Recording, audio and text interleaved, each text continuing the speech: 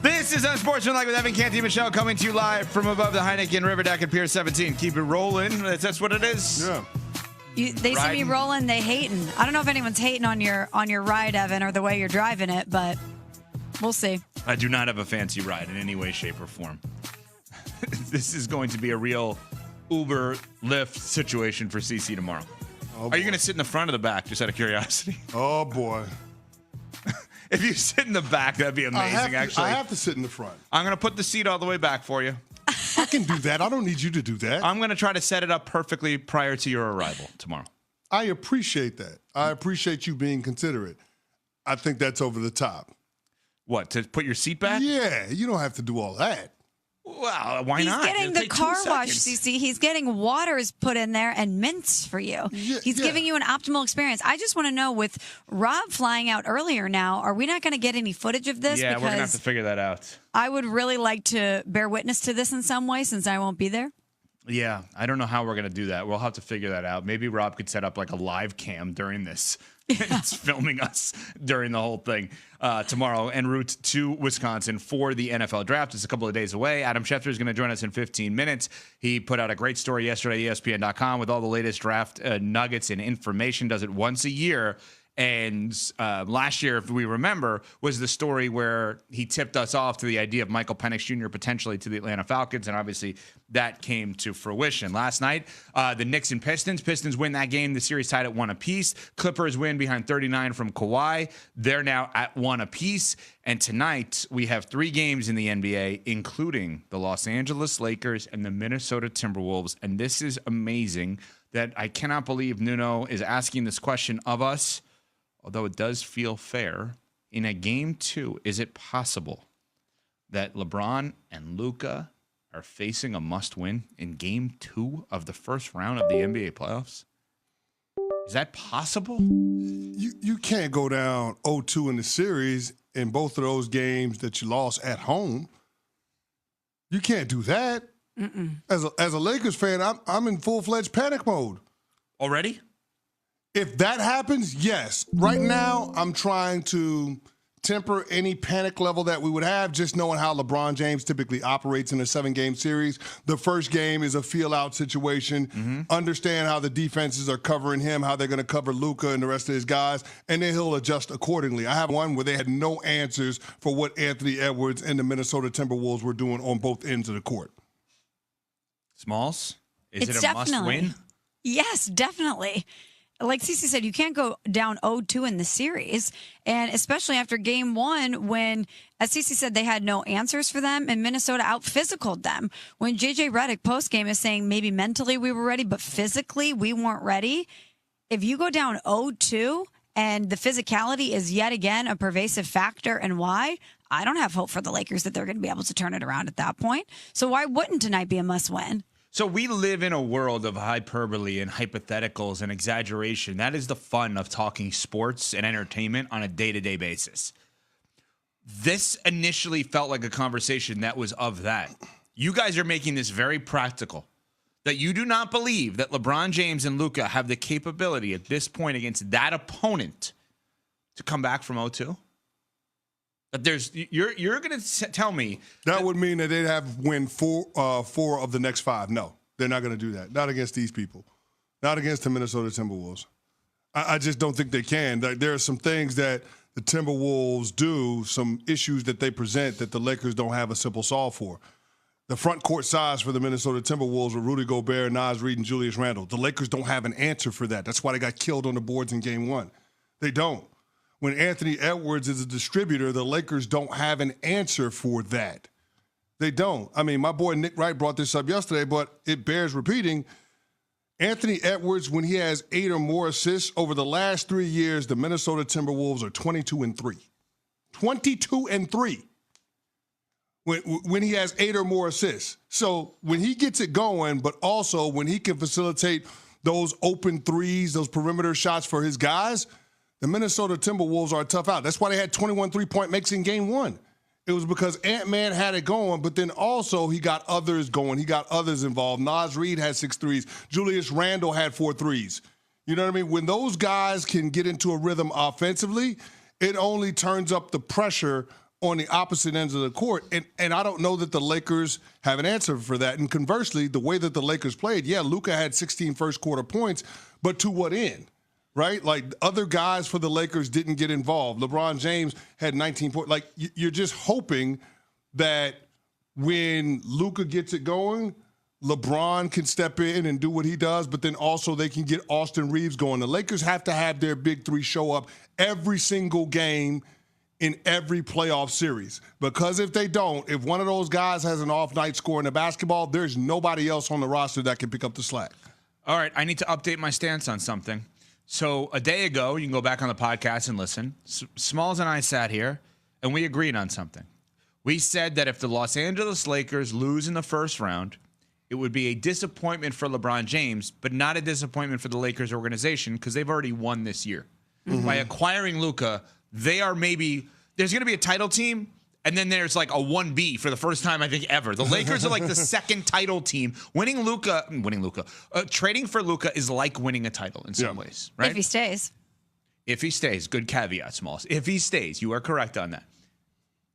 If they lose in 5 games or less, it's not only a failed year for LeBron, it's a failed year for the Lakers. You can't lose in 5 games or less. Like, we can't go from them as the 3 seed, favoring them to win this series, to then saying tonight is a must win, and if they lose, they're not going to win 4 or 5, which I know you're not saying they're going to lose in 5 games, but theoretically, I will have to change my stance. You cannot, LeBron James and Luka cannot lose in 5 games or less in the first round. Cannot happen. I don't care if they were playing Oklahoma City in the first round. You can't have those two guys, Luka very much in his prime, LeBron's prime seemingly has lasted for 20 years. You can't lose in the first round in 5 games or less. No way. So I would change my stance, Smalls. I don't know if you would, but I would say that the Lakers season would be a failure in that scenario.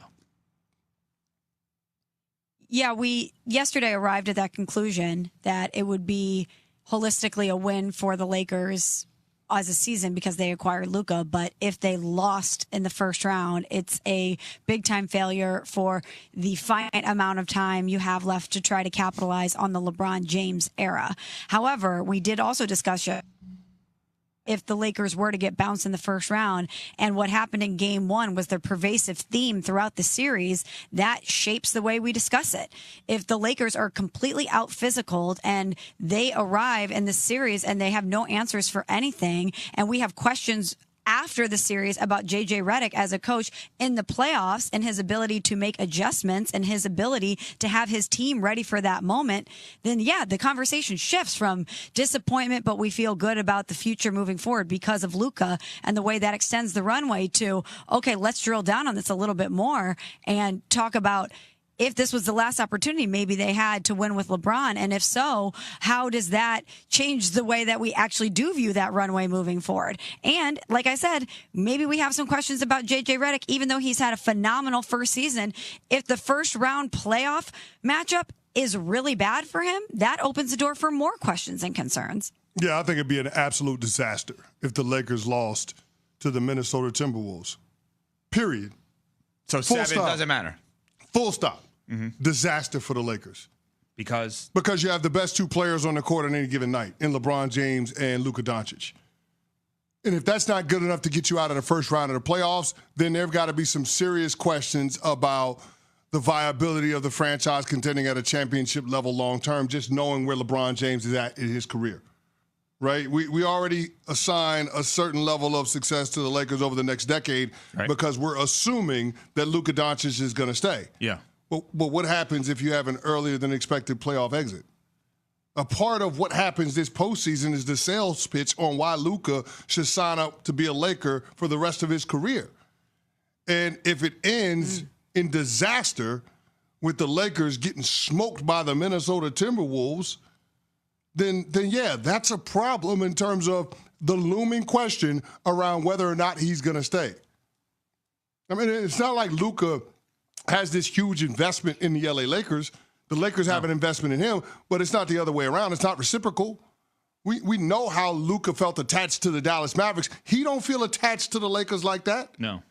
So the question then becomes, if you have an earlier than expected playoff loss, well, how does Luka view the Lakers in terms of being able to take advantage of the heart of his prime. Such a unique situation because I do agree with you that the Lakers are absolutely in sales mode. They have to do everything in their power to keep Luka long term. That said, even if he leaves after next season, I still think it was a great deal for them. It's absolutely worth the risk 100 times out of 100 with what they gave up or the lack of what they gave up. Anthony Davis, the latter part of his career. And you rolled the dice to try to have the life past LeBron. Yes, and the fact remains that you weren't going to win a title with Anthony Davis. Correct, absolutely so right. we just started having the conversation about winning a title because Luka Doncic arrived. The upside is absolutely enormous. Yeah. The downside gets them back to where they would have been anyway. Honestly, right? Like, if you look at it, it's like, okay, so LeBron's the guy. Is he still going to play? Is he not going to play? Who's the Robin to his Batman? The downside is not... It's great, but it just takes them back to where they were anyway. But I'm curious if that ends up being the case, if the Lakers get bounced by the Timberwolves, if Luka doesn't stay beyond next season, then what happens in terms of how we grade this trade with the Dallas Mavericks? Like, usually there's a winner, usually there's a loser. Sometimes you get the win-win. Is this the rare instance where it's lose-lose? No, because I still think the Lakers end up winning, even if he leaves. The Mavs end up losing, even if he leaves the Lakers. I think what'll be interesting. Really? Yes. I think what'll be interesting is playing the results of where does he go? Like, if he goes to San Antonio and he's like, I want to play with Wemby. And you're like, oh, what? Oh, you went back to Texas? Or I want to play with the young Rockets guys. I mean, think about that scenario if he wants to go back there. All right, Adam Schefter is going to join us. We're a few days away from the NFL draft, which means we got to get pumped up with GNC here, CC. Absolutely. Chào mừng các bạn đã đến với kênh YouTube của mình. Ngày hôm nay mình sẽ làm một chiếc video là tô màu những sản phẩm, hoa quả, con vật, đồ vật, vân vân. Nếu các bạn chưa biết sản phẩm gì đúng không thì hãy xem hết video và để lại một cái like và một lượt subscribe để mình có thể tiếp tục động lực ra video nhé. Và bây giờ các bạn hãy xem hết video để biết đó là sản phẩm gì nhé. Bây giờ các bạn cùng mình đi tô màu nào. Bây giờ trực tiếp tô màu nha các bạn. Đi làm nếu mà mình đi làm ngày 5 tiếng 6 tiếng còn có thời gian mà tập thể dục. Làm 8 tiếng không ngư ra một lúc nào để tập thể dục luôn đó. Mỏi Dư vào đầy thời gian. gì? Đầy thời gian. Thời gian nào? Tối. Sáng. Đúng rồi, sáng. Sáng nào? Đi tập thể dục Là sáng. mỏi lắm không dậy được đâu. Đây là do bạn. Đấy, cái hôm đầu tiên đó, ra dậy thể dục từ hôm rồi nha. Sau đến hôm sau mỏi không tập được, không dậy nổi. Đặt báo thức 6 là 20 dậy và còn phải 7 giờ đi làm không kịp tập. Và có hôm đấy thôi Ngoài nhìn. không dậy không kịp. Hôm qua là phải tập rồi trưa về 12 giờ cái vẽ ra tập luôn.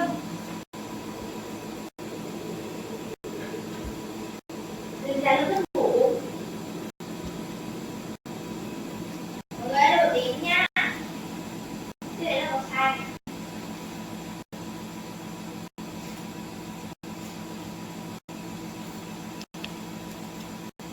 Khi tập chương trình được quá ở một ngày tập 3 lần. Ăn ít, tụt 2 cân gì ạ? Nặng cấp.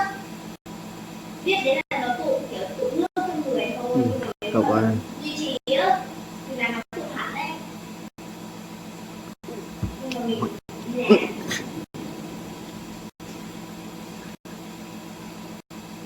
Mọi người ơi, đây là xanh nha. Ví dụ đến 1 tiếng nha. Nhớ thương công ty quá, lúc nào phải rủ chị Vân đi cho rủ cái gì ạ?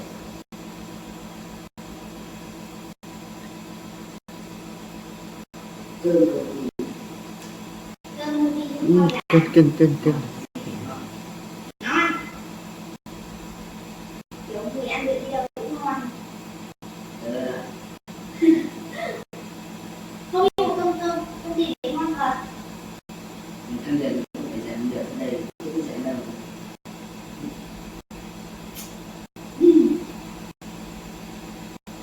Công ty để cho ăn cả. Con mình hoài. Xong rồi.